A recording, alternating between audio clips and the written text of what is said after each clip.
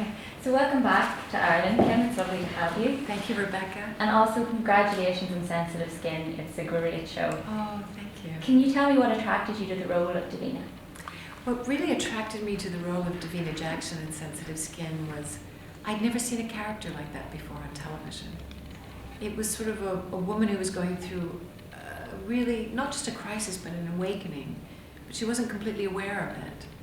And when women are portrayed in movies and television usually, and they're going through a midlife crisis, they're just having a hot flush, and they're sort of a two-dimensional character. But I loved this journey and the way it was told. It wasn't just about a woman going through a midlife crisis, it was a couple going through a midlife crisis.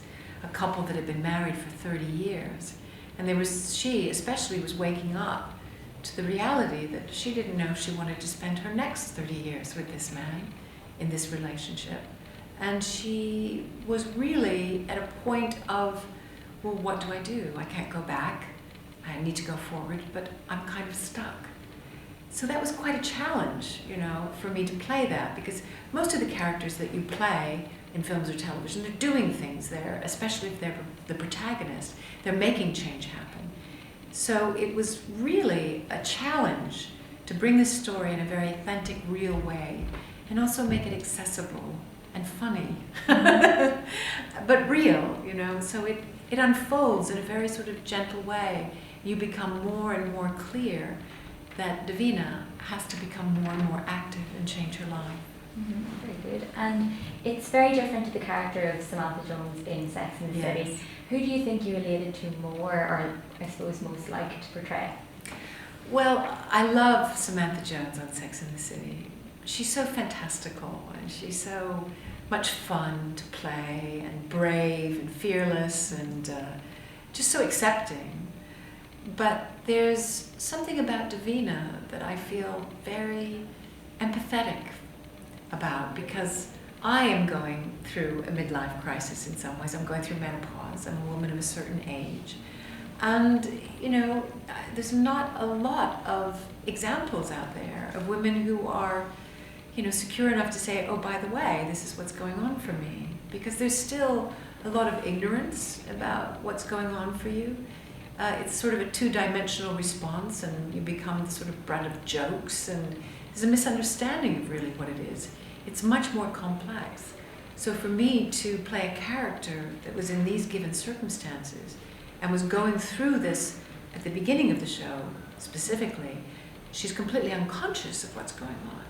That's why we have this wonderful delusions that the character is going through, and they're telling her, time is of the essence. You really have to start to wake up and realize that your time on earth is finite. You're not going to live forever.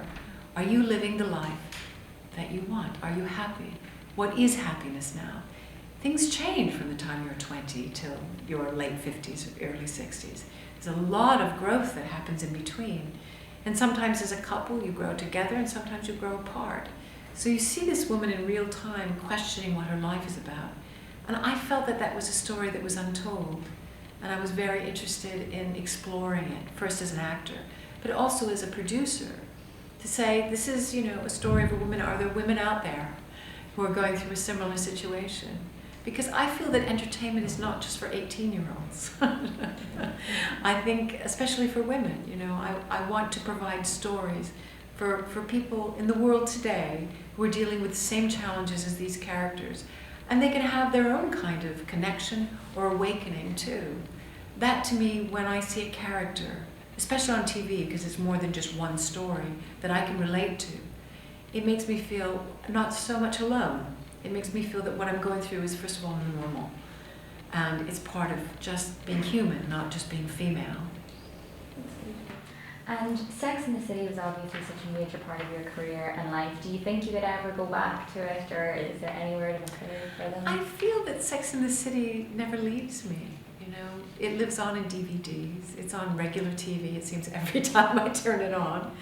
And when I come upon the show, it's like a Valentine, really, because I remember the day that we shot it. I remember where we shot it. I remember my co-star was nervous, usually, because he was with Samantha. I remember the costume fittings that I had for it.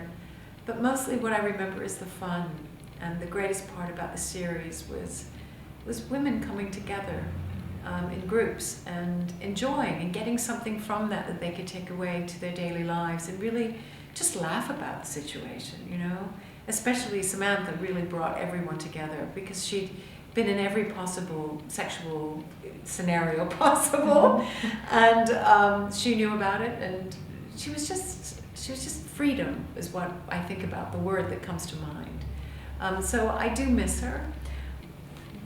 And you just touched on your sort of on-screen co-stars. Was there any men that you particularly liked to kiss on screen? What would be your best on-screen kiss? I think my favorite co-star in Sex and the City was Sonia Braga, because it was when Samantha was having a lesbian, you know, affair, relationship. And I think what I loved about Sonia is she was up for absolutely everything and anything.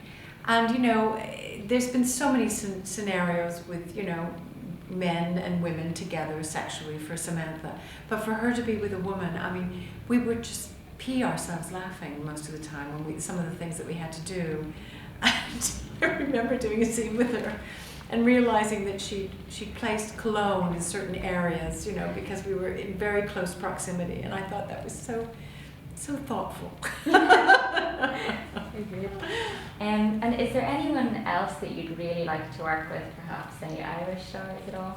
Well, I've always been a big fan of Liam Neeson and Gabriel Byrne, and I've already had the great pleasure of working with Brendan Gleeson, and I hope I do again. Also with the great John Boorman. He first brought me to Ireland, and I couldn't thank him enough because I had such a wonderful time, not just working with him, but being in Dublin. It's such a welcoming city for me, and people are so sensitive to giving you your space. It's not always like that.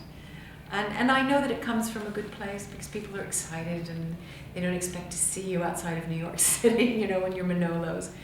But there's always been, you know, people say, oh, hello, welcome to Dublin. They just greet you, but they don't want to invade your privacy. And I'm really grateful for that. That's great. Listen, Kim, it was lovely to meet you. Thank you very much for talking. Thanks, Rebecca. And wishing you all the best. Thank you. I'm so glad. Thank you for your kind words about sensitives, Kim.